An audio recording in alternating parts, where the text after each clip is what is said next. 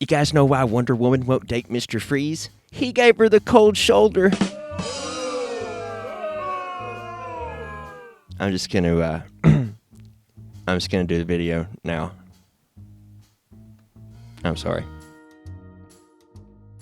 The real-world origin of Princess Diana of Themyscira is a little more eyebrow-raising than you might imagine for a Golden Age superhero. Wonder Woman was co-created in 1941 by William Moulton Marston and his wife Elizabeth. Marston was already well known for helping develop the polygraph, creating an apparatus that measured systolic blood pressure to test honesty, something that we know doesn't actually work now, but it's very likely that this invention played some part in inspiring Wonder Woman's lasso of truth. Marston's home life provided some other interesting inspiration for Wonder Woman. He and his wife Elizabeth regularly engaged in polyamory and BDSM behaviors that were particularly taboo in the 1940s. Wonder Woman was based in part on their polyamorous girlfriend Olive Bryne. The distinctive bracelets she often wore would become a part of Diana's iconic costume. Wonder Woman was a founding member of the Justice League and first appeared in All-Star Comics number 8 in December of 1941, but you guys didn't come here for terrible jokes and origin stories, so here's my list of the top 5 evil versions of Wonder Woman. Number 5. Red Sun Wonder Woman. Mark Millar's 2003 miniseries Superman Red Sun was based in an alternate world where Kal-El landed in Soviet Russia and as a result was raised with communist values.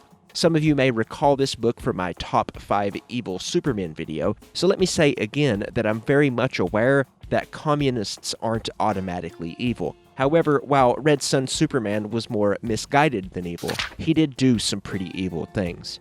As dictator of the Soviet Union and later most of the world, his rule was so awful that he had to drug the water supply to prevent his own subjects from killing themselves. Frankly, there were no true good guys in Superman Red Sun, at least not in the traditional Blue Boy Scout sense.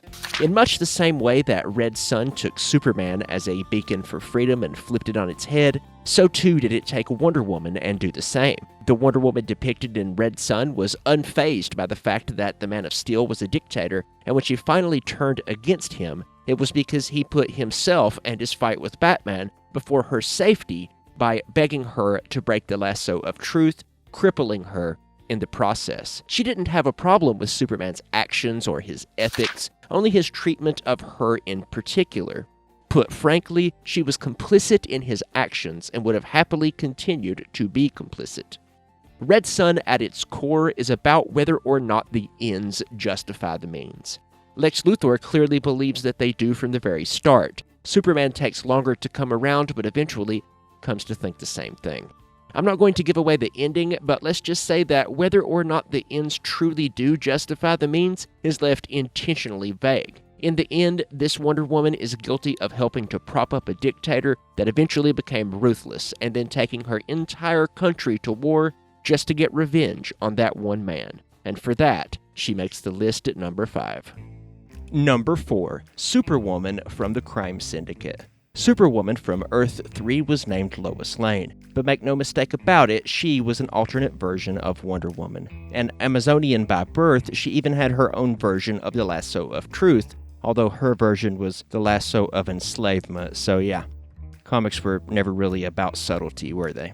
This original Crime Syndicate of America was created by Gardner Fox and Mike Sekowsky in Justice League of America number 29 in 1964, but the latest version came about during the New 52 with Wonder Woman making her first appearance in Justice League number 23 in October of 2013. This Superwoman from the Antimatter universe was pregnant with Ultraman's baby, or so she claimed, but she also told Owlman the baby was his. Manipulating both men, she tried to turn them against each other. As it turned out, the baby didn't belong to either of them. Who did it belong to? Well, who do I look like, Maury Povich? Tough crowd. The baby actually belonged to a prisoner of the syndicate, Alexandra Luthor. As it turned out, she had manipulated her comrades into bringing him with them as a prisoner. She's not just evil, she's soap opera evil. Number 3. Brunnhilde from Earth-10.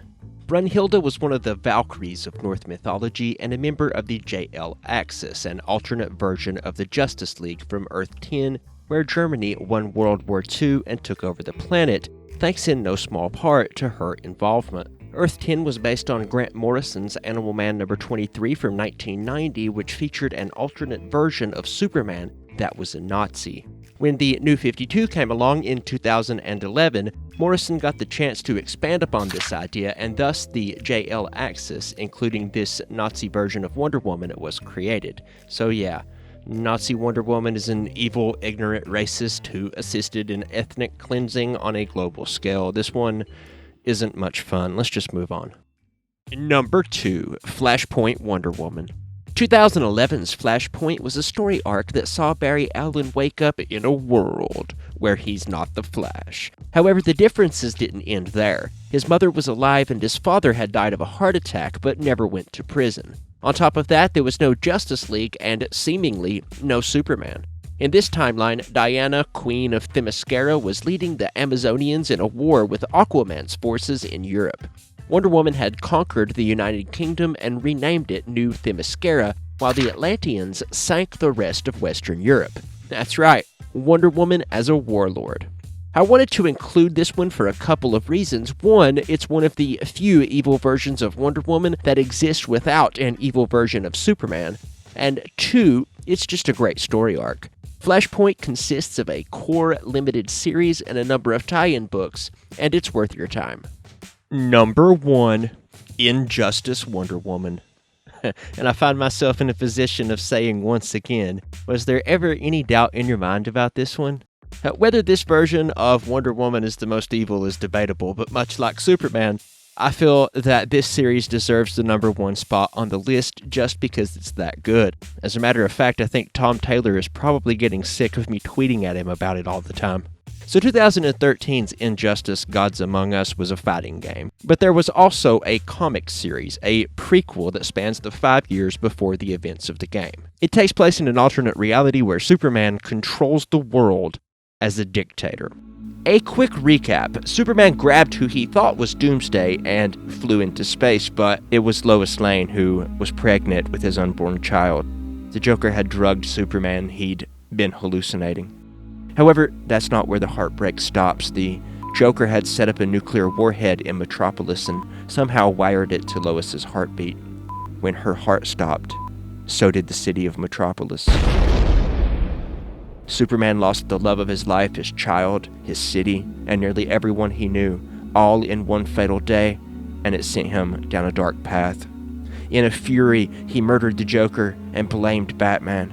Batman had caught these lunatic Gotham criminals over and over. Every time they escaped, he locked them back up in the same place. From Superman's point of view, it was all a game for Batman. The Joker once said, "All it takes is one bad day to reduce the sanest man alive to lunacy." Superman had his one bad day, and it made him into a dystopian dictator. As a result, Batman and the rest of the world had quite a few bad days as well. But every step that he took on that path, Wonder Woman was there with him, encouraging him to move on, to go farther, to do what needed to be done. Now, don't get me wrong here. Wonder Woman didn't agree with every single thing that Superman did. She especially had a problem with the way he aligned himself with supervillains in order to beat Batman and his resistance, but she was definitely not a good influence on the Man of Steel. And if anyone in the regime is just as guilty as Superman, then it's Wonder Woman.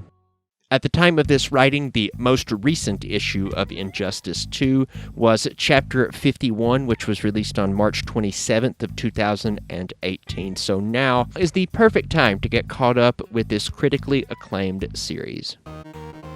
And that concludes my list of the top 5 evil versions of Wonder Woman. So jump down to the comments section below and let me know your favorite alternate version of Wonder Woman. This video is brought to you in part by our wonderful patrons on Patreon. For a couple of bucks a month, you can support this channel and get some great rewards. Get a credit in every video, chat with me directly, or even get a video made on a topic of your choice. Just go to patreon.com/fancyteeth. And a super special thank you to Bo Smith, Ken Steepe, Lauren Alexandra, Rachel Pillow Fort Worth, Sincerity, the father of lies, and please join me in saying a brief prayer to the patron saint of Fancy Tooth, Sleepy Hollow. Until next time, please subscribe and ring that bell so that you get notified when we release a new video, and please share this video on sites like Reddit, Facebook, and Twitter. If you didn't like this video, then let me know by clicking the thumbs down button, and likewise, if you did like it, hit thumbs up. Please be kind to each other. I'm Jay Parks.